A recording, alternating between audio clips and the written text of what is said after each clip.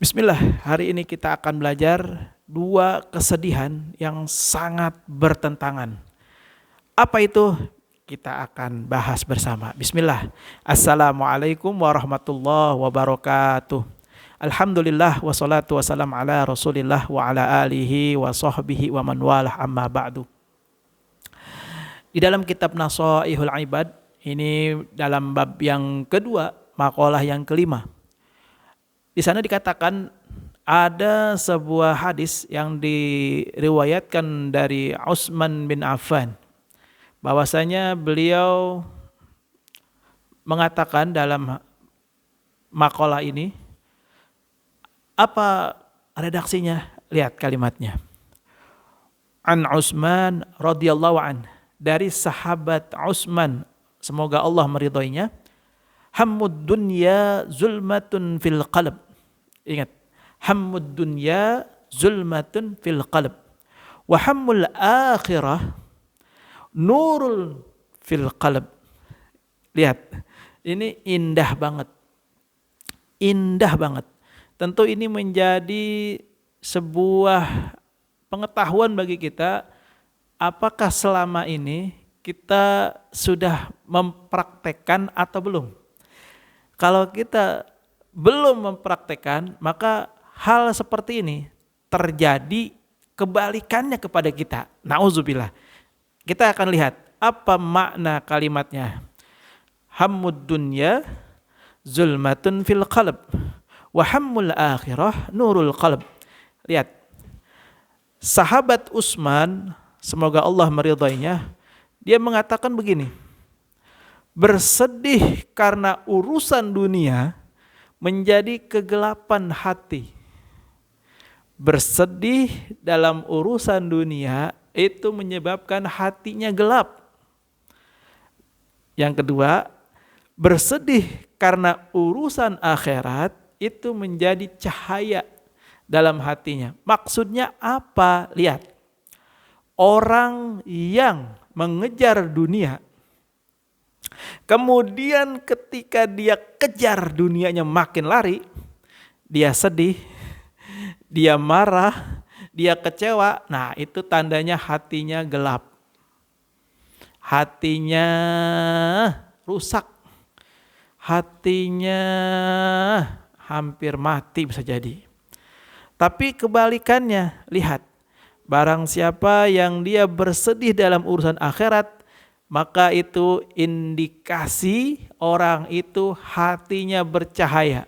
Hatinya memancarkan nur dari Allah Subhanahu wa taala. Apa contohnya? Lihat kalimatnya. Orang yang lalai dengan ibadahnya, kemudian dia menyesal, kemudian dia merasa berdosa, kemudian dia beristighfar kepada Allah.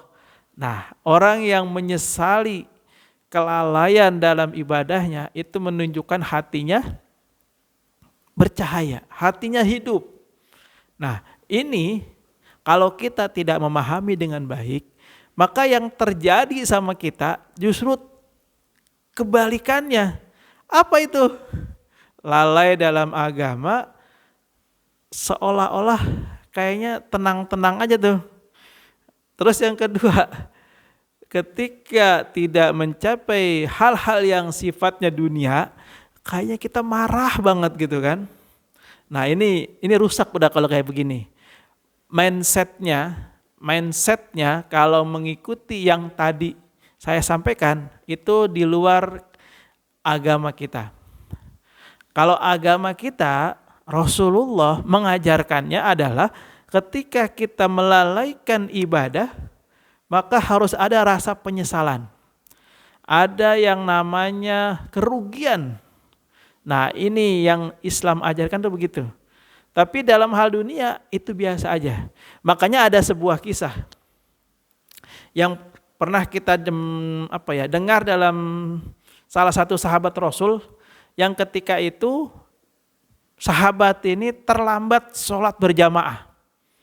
Gara-gara dia melihat di kebunnya itu sedang panen kurma. Coba lihat, ini hikmahnya luar biasa. Ketika dia melihat kebunnya sedang panen kurma, masuk waktu sholat. Ketika dia ke masjid, ternyata dia tertinggal 1 rakaat. Habis itu dia istighfar sama Allah, dia minta ampun sama Allah. Kebun kurmanya yang lagi panen itu dia sedekahkan semua, dia wakafkan semuanya. Tuh sahabat. Kita bukan sahabat, tapi kita bisa mengikuti itu sedikit-sedikit. Itu contohnya. Ada lagi sebuah kisah tokoh yang ada di daerah mana ya? Turki apa Palestina gitu. Dia seorang alim, al-alamah, orang soleh. Ketika dia mengajar di depan ribuan muridnya, dia ada yang dibisikin, wahai syekh, wahai guru, sesungguhnya anakmu meninggal dunia. Lihat ekspresi gurunya. Lihat ekspresi gurunya saat itu. Apa yang terpancar dari mukanya? Si guru ini setelah mendengar anaknya meninggal, tidak ada ekspresi sedih. Tidak ada ekspresi sedih.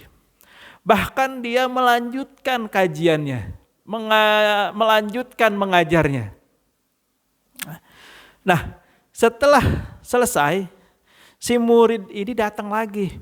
Wahai guru, wahai syekh, kenapa engkau mendengar anakmu meninggal, tidak buru-buru pulang, tidak segera mengurus anakmu? Kenapa engkau malah menunjukkan ekspresi yang biasa-biasa saja, datar-datar aja? Bahkan engkau melanjutkan kuliahnya, melanjutkan pengajiannya, melanjutkan kajiannya.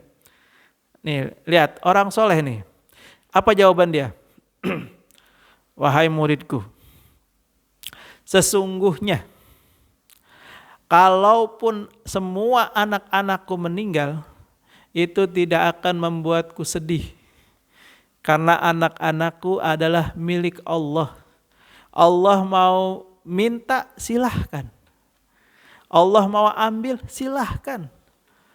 Aku menyerahkan kepada Allah semua. Yang bakal aku sedih, nih kata gurunya, kata orang tua yang soleh itu begini jawabannya. Yang membuat dia sedih bukan meninggalnya. Yang membuat aku sedih adalah ketika anak-anakku tidak lagi melakukan sholat, tidak mau baca Al-Quran, tidak mau mengaji, tidak mau belajar, apalagi belajar agama. Itulah yang membuat hatiku sedih. Maka ini menjadi cermin bagi kita. Betapa urusan dunia itu gak ada apa-apanya. Urusan dunia itu sudah diatur sama Allah. Kita disuruh kembali, kita disuruh menyiapkan bekal kembali kita. Ya, tentu kisah yang tadi saya sampaikan itu sejalan dengan materi kita hari ini. Yakni hammud dunya zulmatun fil qalb wa hammul akhirah nurul qalb. Bahwasanya bersedih dalam urusan dunia itu merupakan tanda kegelapan hati. Dan bersedih dalam urusan akhirat itu menunjukkan cahaya di dalam hati seseorang. Allahu a'lam bishawab, mudah-mudahan bermanfaat. Hadanallahu wa iyyakum ajmain. Assalamualaikum warahmatullahi wabarakatuh.